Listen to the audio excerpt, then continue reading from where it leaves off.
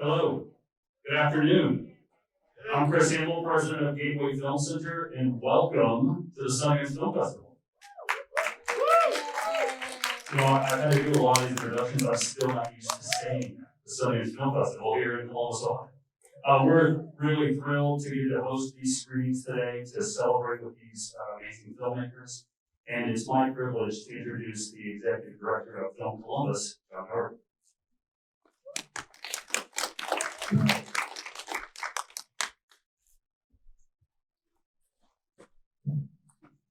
Thank you, Chris. I appreciate that.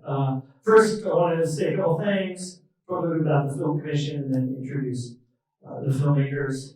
Again, thanks, Chris Hamill. Thanks to the staff here at Gateway. I know it was really tough to get this place opened up after being closed for a few months, so I know you guys worked really hard on that. Thanks to the Greater Columbus Arts Council. Tom and Jamie are here from GCAC. Thanks to the AAP Foundation, made these awards possible to make these films. The Art Unites Cbus Awards also included photographers, so there are 10 photographers who won an award. Those photographers' work will be displayed at the GCAC Gallery beginning this Thursday, right? February 4th? February 4th through May 7th. So you get a chance to come down and check that out. We've built the Film Commission on the idea, or actually the fact, that the art and the business of film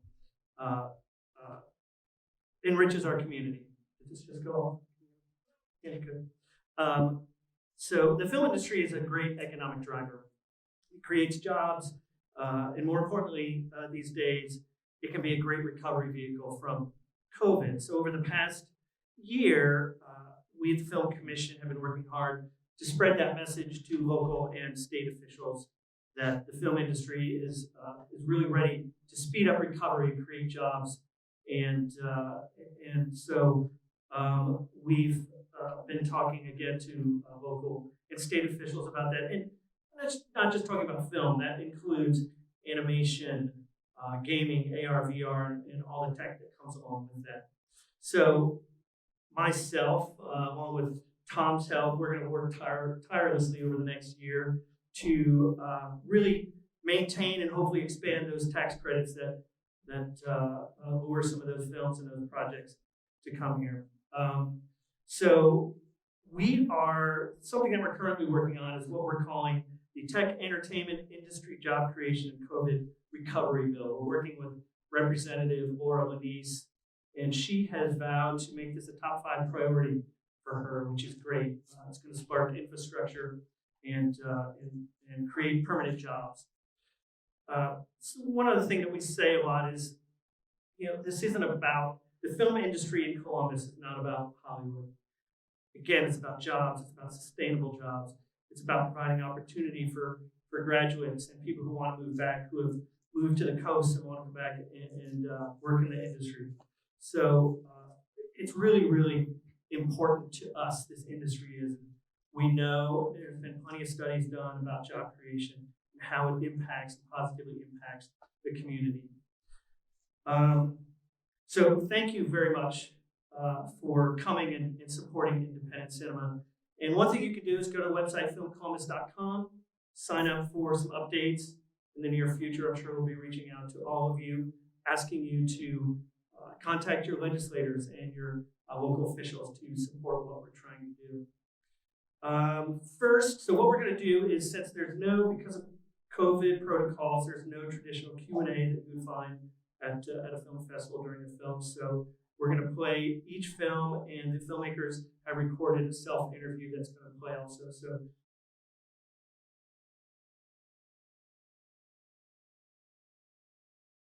well, first, I wrote a short synopsis on the Sleepless Night in June. I had already attended protests, marches, and supported several other movements at the time, and didn't feel like it was enough. No one is hearing us. I often pondered the other side of the story, the people who aren't mentioned or forgotten. I wanted to know what happens to the children of the men and the women who are brutally murdered by the police. Do they join the police force to change the system? What is their quality of life? In my mind, the only way to tell this story was to create a narrative representation of revenge from a child who watched her father being murdered by the police. Once I had won the GCAC Art Unites Cbus grant, I was questioning what type of film I should do because since it's supported, I had the time and the funds to actually venture out if I wanted to. And the style that I always use is documentary. And based off all the things that I recorded, all of the things that I had, the interviews from people, the art that I got on camera, the conversations over the phone, everything I could do to make sure that this documentary happened, it was so raw that I could not change the form that it was given to me. If I changed the form in which it was given to me, it would no longer exist the way it was presented. The way that I heard it, I wanted other people to hear it. What I saw, I wanted other people to see it. You know, as much as I do have respect for the arts and it's a part of my documentary, I wanted to make sure that it was literally just everything that was given to me how it was and put out there for people to see it so they could feel what I had to feel and they could see what I had to see as this documentary started to come to life. When COVID happened and everything started going on with the protests, I had to pivot. What really led me to approach this the way that I did was I found myself seeing parallels in when I tried to express to people on social media and some of my peers about why we were protesting, and we as in black people. And then when I started looking on social media, I started seeing some of my friends who are black women expressing some of their frustrations and pain on how they were being treated. And I saw that in some form or fashion, we were gaslighting them as I was being gaslit. So I felt that, one, I needed to check my privilege. And when it came to the fight for the intersectionality of civil rights and gender rights, I still had a lot to learn. So the last thing I wanted to do was try to put me in this project. And I felt that sitting down and talking with real people, the authenticity of actually being out in the protests, a documentary would have been the most effective way to convey that.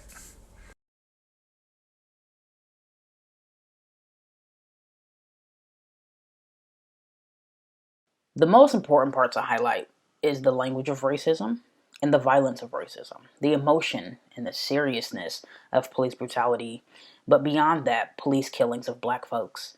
Violence is the most powerful tool in our country, and thus it's my job to showcase it up front. It's actually my obligation to make replicas of our society as we live it. What's interesting is the most important part of the documentary for me to highlight was the healing aspect. We need to make sure that we highlight that because as of now, people are tired. People are fighting for their lives. They're fighting for other people's lives. They're fighting for their children, their jobs. It's a pandemic going on. It's racial injustices. All this stuff is going on at the same time. And there is absolutely nothing wrong with documenting the truth. But as I was just saying, the rawness of what I got was actually the healing component. You know, when I say rawness, I'm not talking about a person that's angry or a person that's frustrated. I'm talking about a person that'll do anything to heal themselves, that'll connect with people in any way, shape, or form as they're free and as they're capable of doing so and making sure that that healing happens. That's why I got Adrienne Hood, the mother of Henry Green that was killed by plainclothes police officers. The reason I got her in the film is because she has taken that whole experience and turned it into something no one ever imagined or saw coming. A lot of times when someone gets killed, a young black man, they go to their mother and interview him, and the mother will say a couple of words, and after that it's all over with. You really don't hear from them or see them anymore. But she's fighting for new policy. She's out there protesting. She's always speaking about it. So even though she may be dealing with the pain, she has found multiple ways of healing. And also in the documentary, what you saw was the event that she had where she called on all of the mothers that lost somebody. Mostly the mothers that had lost their sons, and they had an event where they just sat there with each other and talked and hugged and and said kind things to each other and about their children. And that right there is something that I believe everyone needs to see in this city. Yes, get behind people as they're fighting, but also remember that people need healing, and you got to support them when it comes to that too. Came to what I wanted to highlight, I felt that it was important for people to see how Black women were leading the charge at these peaceful protests. They were on the megaphones, they were leading the charge, they were marching in the front, and I thought that was amazing. Another thing that I wanted to do was to really show the realness. I didn't want to emphasize on all of the things that we've seen countless again, because I believe in a thing called trauma. And I think that when you constantly see yourself getting shot, abused, and battered, you start to take that on. So my hopes was to show the diversity, the uniqueness, to change the false narratives of what was going on at these peaceful protests. In fact, I actually had someone say to me that as a white person, I feel that I couldn't go to a Black Lives Matter protest. But when you go to the protests out here in Columbus, Ohio, you see people of all different races and genders.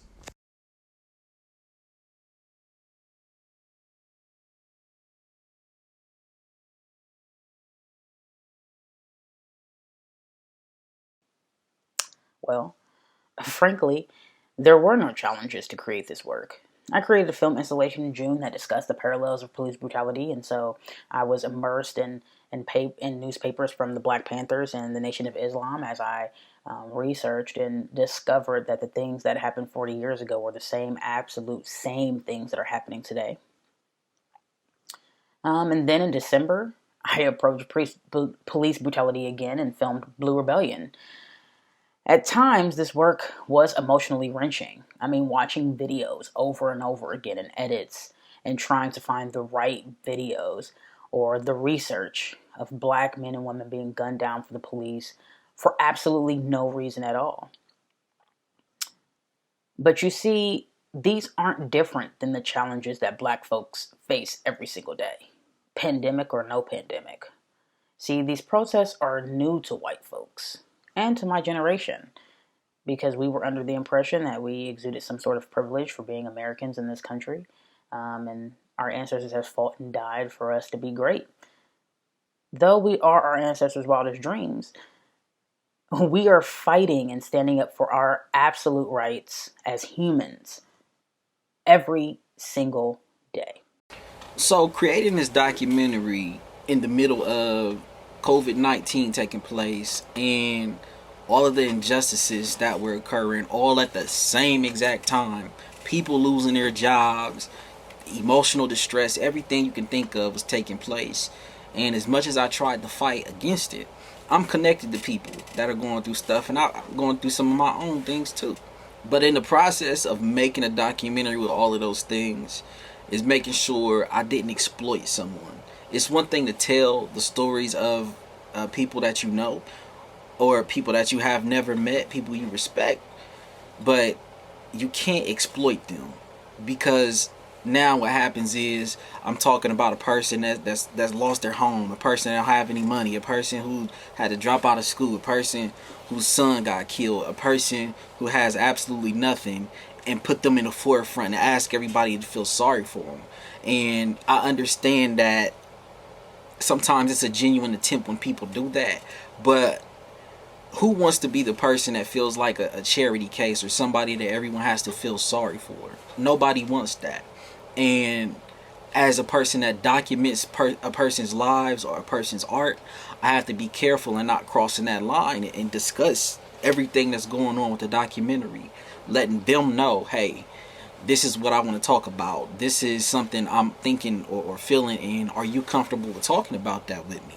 And giving them the option to say no. Because the last thing you want to do is document a moment that lasts for a lifetime and a person doesn't like it or approve of it. That's a challenge. That's a serious challenge. And anyone that picks up a camera and puts it in people's faces as they're dealing with vulnerable moments, if you're not thinking about that, then you probably should be doing something else, because it's just not cool. The biggest creative challenge for me was just trying to figure out where to start, how I wanted to tell the story. The things that we're seeing in the media, the big bad media, is not anything new under the sun. And I think there was trauma and frustration with feeling like all hope was lost. There was a lot that I still need to learn, and I'm still learning about the intersectionality that women continue to fight for when it comes to gender and civil rights. So I wanted to be very delicate and respectful about telling their story, but also about the images that I showed. I did not want to cross that line of exploiting and showing things just to get a reaction or I didn't want to do that. I don't want to do that. So it was really just trying to balance all that. Practically though, it's just trying to maneuver through a new way of living. Things being shut down, people being mad about things being shut down, people continuing to get shot, going to protests. Is something going to happen at this protest? How do I maneuver? How do I reschedule? Where's my money going to come from? Dang, I lost a couple friends. Dang, I lost some family. I personally also ended up getting COVID. So a lot of things that I had scheduled had to be moved out the way. And then, understanding that it's a risk. Whatever you do, it's a risk. So practically, it's just not being afraid and being able to maneuver through that. That was another challenge.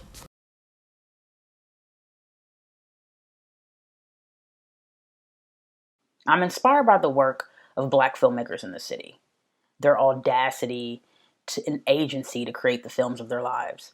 I'm inspired by Amina Robinson's style of showcasing Blackness, Nas for his lyrical wisdom, and other films that inspire me to write the stories of my life authentically.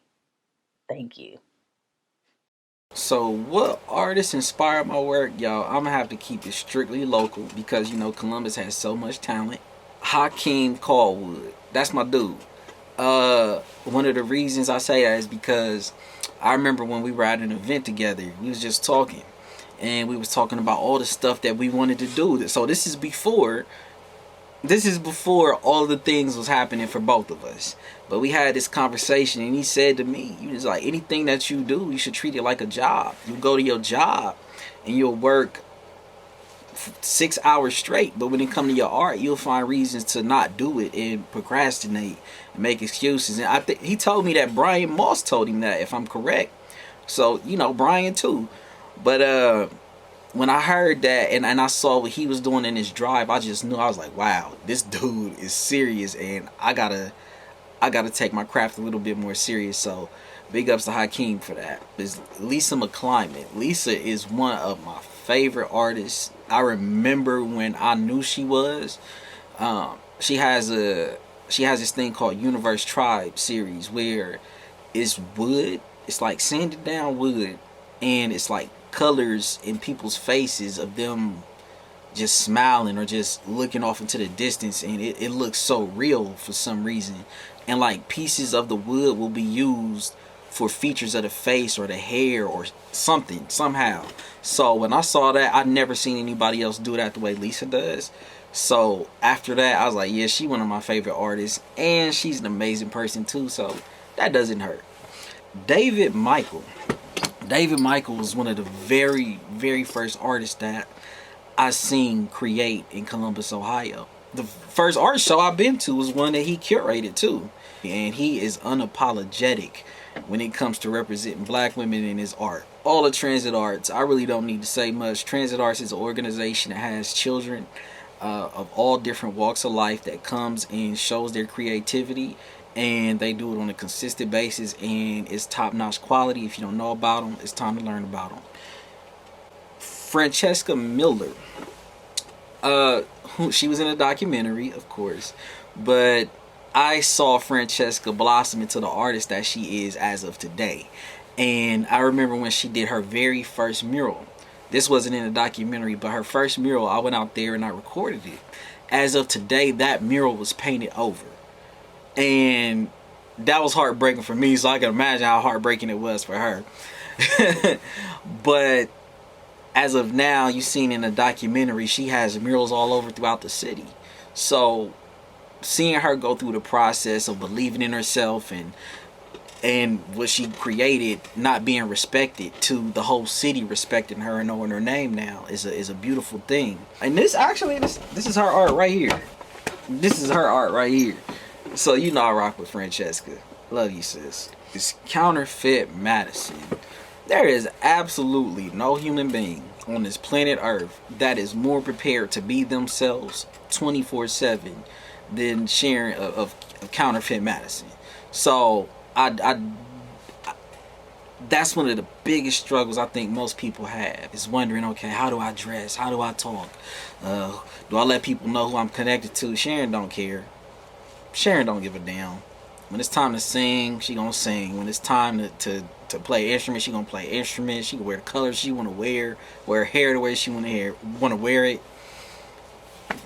You gotta respect that. Scott Woods, no, we are not related. Just got the same last name. But think about Scott. A guy that is that well known, is praised for his work, is that intelligent, could easily remove himself from people that he's around and live his life any way he sees fit. But he always finds a way to make space for other artists. And if you're just now getting started and you need an opportunity, he will give you that opportunity. And he will make sure that you create at all costs. And last but not least is by far the most important person probably in my whole life, Richard Duarte Brown. But I kid you not, everything that I've done up to this point can be traced back to him and what it is that he's done and shown me. He's put me, I out of all of the paintings that he's made, I think I am his most frequent subject. Introducing me to the art scene and giving me insight to how to be business savvy, how to protect my craft, how to create and not let my emotions or other people sway me and push me in a different direction. And as you go through your journey becoming an artist, it's scary because you definitely can be impacted by other people's opinions and what they want you to do, and you won't be the artist that you naturally are. So Duarte taught me how to protect myself as an artist and to continue to do what it is I've always wanted to do without second guessing myself and not thinking too deeply about how other people feel. It's just when you feel something inside of your spirit and inside of your heart, you just gotta do it and finish it. And once it's done, if you want to get rid of it, throw it away, trash it, you can. But give yourself an opportunity to just finish. And usually when you do, you appreciate yourself that much more and your art that much more. So Duarte is by far the most important artist to me, one of the most important people to me. The local artists that inspire me, there's plenty of them. I do want to personally shout out Marshall Shorts, the work that Maroon Arts Group is doing, King Arts Complex. If I was to name everybody else, we'd be here for a while. But I truly feel that Columbus, Ohio is just a hub of very talented, amazing, dope photographers, videographers, just creators in general. So definitely check us out.